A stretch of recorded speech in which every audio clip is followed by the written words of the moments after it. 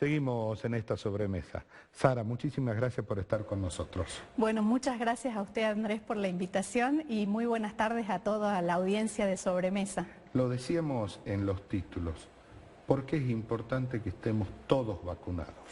Bueno, la vacunación antes, ahora y seguramente en el futuro es una estrategia de los gobiernos, de las políticas sanitarias, para enfrentar situaciones como por ejemplo una pandemia, una infección, una enfermedad infectocontagiosa a nivel mundial, como lo es la enfermedad del COVID-19. La vacunación es una estrategia y forma parte de todas las herramientas que pueden utilizar los sistemas sanitarios para frenar estas catástrofes sanitarias que estamos transitando o que ha transitado la humanidad a lo largo de su historia, como por ejemplo la peste bubónica o peste negra, la gripe española, la gripe asiática en 1950, la epidemia del VIH que ha cerrado el siglo, digamos, y que hasta el momento no tenemos una vacuna, y a partir del año 2002 este tipo de gripes que se están produciendo, que en general son gripes que devienen de la gripe asiática, la gripe porcina, la gripe aviar, los distintos tipos de gripe A, la última conocida a nivel mundial, la pandemia del 2010 con H1N1, y bueno, estamos viendo que estas pandemias se van acelerando, los virus van mutando, van buscando la posibilidad de reproducirse. ¿A qué se debe esto, no? De que cada vez hay más virus, cada vez hay más cosas de estas que antes no habían, digamos. Bueno, en realidad tiene que ver con la evolución de las sociedades, la evolución del mundo, la globalización es un efecto muy importante, la cantidad de tráfico aéreo, el comercio internacional que existe, y en la naturaleza todos los tipos celulares tienen la posibilidad de mutar. Hay tipos celulares que se encuentran más adaptados a su ambiente y por lo tanto se mantienen más estables. Su formación, su constitución genética es más conservadora. Bien, las células que nos constituyen a nosotros, a las plantas, a los animales, que serían células más, digamos, complejas, que es la célula eucariota, es una célula que tiene núcleo. Son células relativamente estables en su constitución genética. La naturaleza es de por sí conservadora. Usted siempre ha escuchado hablar de que para evolucionar hay que adaptarse. Sí, ¿bien? por supuesto. Las células de las que estoy hablando son células altamente adaptadas y muy específicas en sus funciones. Cuando usted ¿bien? dice que son células altamente adaptadas, y acá, discúlpeme, pero mi ignorancia de esto es muy grande, ¿significa que estas células tienen vida propia? Las células de las que yo estoy hablando, sí. ¿Bien? Son células, las bacterias son organismos vivos, unicelulares, y son los más básicos que tiene la naturaleza. La bacteria es el primer eslabón de seres vivientes, llamémosle. Los virus no son seres vivientes, son elementos abióticos, no tienen vida. ¿Cómo se reproducen? Se reproducen parasitando otras células. Por eso el virus invadiendo, infectando, y habitualmente usted va a encontrar en la literatura que a los virus se los denomina parásitos intracelulares. El virus es una estructura muy sencilla, aunque usted no lo crea, es una porción de material genético que puede ser ADN o ARN cubierto por una cápsula proteica y nada más. Ese es el virus más sencillo, se llaman virus desnudos, y luego vienen los virus con envoltura, que tienen una envoltura membranosa por fuera de esta cápside proteica que semeja la membrana de una célula. Y ahí es donde estaría el virus del COVID. Bueno, ese es un tipo de virus. Hay virus desnudos, como el que yo les expliqué primero, y después hay otros virus que tienen envoltura. Bien, cualquier tipo de virus puede infectar con envoltura o sin envoltura. Y cada uno de ellos desarrolla un mecanismo para infectar. En el caso del coronavirus, en esta envoltura posee una proteína muy importante que se llama spike o espícula, bien, que es la proteína S, que es la que le permite ingresar a la célula en un mecanismo de llave cerradura. Haciendo una analogía, es como una llave cerradura. Tenemos la célula, tiene un receptor. Naturalmente esa célula tiene un receptor que se llama AC2. Ahora, doctora, sí. Yo me pongo en el lugar de cualquier otra persona, en el lugar mío también. ¿Todas las vacunas son seguras? Todas las vacunas son seguras a partir del momento en que se publican los informes de las investigaciones. Ahora, ¿por qué aparecen todos estos grupos que, denominados antivacunas, yo los asocio con los terraplanistas, ¿no? Esta historia de que te ponen un chip, que no sé qué cosa, y las barbaridades más grandes? Que estos aparecen alimentados, me parece a mí, por los lobbies de los laboratorios. Cuando los laboratorios, un laboratorio A hace lobby para que alguien diga que la vacuna del laboratorio B no sirva, cuando entran cuestiones de geopolítica, cuando entran cuestiones hasta políticas, ¿sí? O cuando se trata de darle un tinte ideológico a cada una de las vacunas. Me parece que todo este combo alimenta a que aparezcan estos grupos antivacunas. Esa es la respuesta, digamos, esa es la respuesta. Por eso, desde mi lugar, yo aparte de ser investigadora, bióloga, genetista, a mí me gusta mucho la divulgación científica. Yo participo mucho en los programas donde me invitan porque me gusta compartir el conocimiento, me gusta que la persona esté informada y en función de la información que pueda tomar una decisión. Pero ustedes tienen un gran problema. Desde su libertad individual, claro, y desde el pensamiento colectivo también. Pero ustedes los científicos tienen un gran enemigo, YouTube. Todo, en realidad el doctor Google, está claro, YouTube. Porque aparece, sí, claro, un video de un señor que resulta ser que hace de cuenta que se le pega un tenedor en el brazo y eso empieza a ser información científica. ¿Me entiendes? Bueno, por eso creo que quienes manejamos esta información, estudiamos, nos formamos, tenemos la obligación de compartirla con los que quieran escuchar. Y cada uno en función de lo que escucha puede tomar sus decisiones, porque acá hay una cuestión de libertades individuales, que es sobre lo que se ha venido hablando estas últimas 2 semanas, donde países centrales, no solamente Argentina, sino países del primer mundo que le llaman Francia, la cuna de la libertad, igualdad y fraternidad, ha impuesto o está en el camino a imponer la vacunación obligatoria. Y se están imponiendo pasaportes sanitarios, códigos QR, ingresar esta vacuna en el esquema de vacunación. Es decir, hay una serie de posturas de los gobiernos hacia estos grupos antivacunas. Mire usted lo que pasa en Estados Unidos, donde hay vacunas, sobran, ¿sí? Sin embargo, se han estancado en la vacunación alrededor del 50% de la población. La CNN, nadie entra a trabajar y es empleado de la CNN si no está vacunado. La Universidad de Columbia, uno no puede dar clases ni puede tomar clases si no está vacunado. La empresa Amazon, o sea, por citar algunos, claro, grandes empresas, y señor, usted no se quiere vacunar, listo, no se vacune, pero acá no entra más. Bien. Bueno, eso forma parte de las políticas sanitarias, son políticas de Estado. Argentina tiene una larga trayectoria relacionada con la vacunación en distintos gobiernos desde hace muchísimos años. Casualmente ayer estaba preparando un trabajo y encontré en el boletín oficial un listado de leyes que se empezaron a promulgar a partir de los años 70 con la obligatoriedad de las vacunas. Entonces forman parte de las políticas de Estado. Por supuesto hay personas que no adhieren a esto.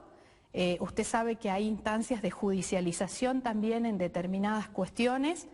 Y creo yo que la ciencia, la humanidad ha hecho mucho para erradicar algunas enfermedades como la polio, como la viruela, y no podemos retroceder en esto. Entonces, acá es donde se pone en juego lo que los americanos conocen como the greater good, el bien mayor, es decir, ponemos en una balanza la libertad individual y el bien mayor, el bien de la sociedad, el bien común. Ellos le llaman the greater good, y tiene que ver con eso, es decir, pongamos en una balanza de qué se trata todo esto. ¿Qué nos pasa como sociedad si se mantiene mucha rigidez en estos sectores que dicen yo no me vacuno? Bueno, nos va a pasar que vamos a tener un porcentaje de la población no vacunada. Como usted dice, hay restricciones para las personas que no están vacunadas, no podrán asistir a un espectáculo, no podrán tomar clases, no podrán acceder a ese puesto laboral, pero esa persona va a seguir teniendo la posibilidad de infectarse y va a transitar por lugares donde infecte a otras personas. Entonces, esto es algo de nunca acabar. Ese es el tema. Y usted habrá escuchado mucho que se ha hablado de la inmunidad de rebaño, sí, que es una estrategia que involucra vacunar a la mayor cantidad de gente posible para cortar la cadena de contagio, la cadena epidemiológica. ¿Con qué porcentaje llegamos a esa inmunidad? Y la bibliografía habla de arriba del 70%, 75%, algunos hablan del 90%, pero también tiene que ver con la estructura de la pirámide poblacional. Tiene que ver con la cantidad de adultos mayores, con la cantidad de jóvenes activos, con la cantidad de menores. Digamos, usted sabe que nuestra pirámide poblacional no es la misma que la europea, que tiene la estructura de un rombo, digamos, hay más un rombo, mientras que la nuestra parece una pirámide convencional, y eso tiene que ver con la cantidad de enfermedades, las comorbilidades, la cantidad de... Usted ha visto que este virus tiene una mayor letalidad en personas con comorbilidades, diabéticos, hipertensos, pacientes oncológicos, enfermos renales, enfermos con EPOC, enfermedad respiratoria. Entonces, se supone que mientras más población añosa tengamos, mayor es la posibilidad de que el virus sea más letal en proporción en la población. Ahora, para desmitificar algunas cosas que uno lee y se escuchan ahí, ¿hay algún proyecto vacunal en el mundo que haya sido desarrollado exclusiva y excluyentemente por científicos de ese país? Por ejemplo, Pfizer, solamente científicos norteamericanos; Gamaleya, solamente científicos rusos. Mire, tengo entendido que Pfizer es una fusión de una empresa americana alemana. Y tengo entendido que la plataforma de esta vacuna, es decir, la estructura de esta vacuna, se desarrolló en Alemania. Ahí está, entonces, a eso es lo que iba, ¿no? El conocimiento colaborativo, cómo el mundo colabora entre sí. Estas empresas son, primero que son empresas mundiales, y segundo que reclutan científicos de todo el mundo. Más allá de que usted diga, bueno, esta empresa está instalada en Alemania o está instalada en Estados Unidos, le puedo asegurar que tienen los mejores desarrolladores. Es decir, gente que ha hecho doctorados, postdoctorados, y son de distintas partes del mundo. A eso iba, ¿no? A desmitificar, diciendo, no, esto es solamente de los rusos o esto es solamente de los... No, y usted sabe que Gamaleya o el Instituto Ruso está actualmente en una colaboración muy estrecha con AstraZeneca Oxford, porque la plataforma que usa una de las dosis es la misma. Por eso es que se estuvo probando, por falta de la segunda dosis en Argentina, la combinación Sputnik-AstraZeneca, que sería una posibilidad, ¿no? Creo que, digamos que en este momento la humanidad, los gobiernos, la ciencia, los distintos habitantes, ciudadanos del planeta, tienen que ir todos a converger hacia esta protección, la mayor cantidad de gente posible protegida. El otro día conversamos en la radio con Gastón Ortiz y él traía sobre la mesa la recomendación de la Organización Mundial de la Salud, donde le decía a los países ricos, señores, no pongan una tercera dosis.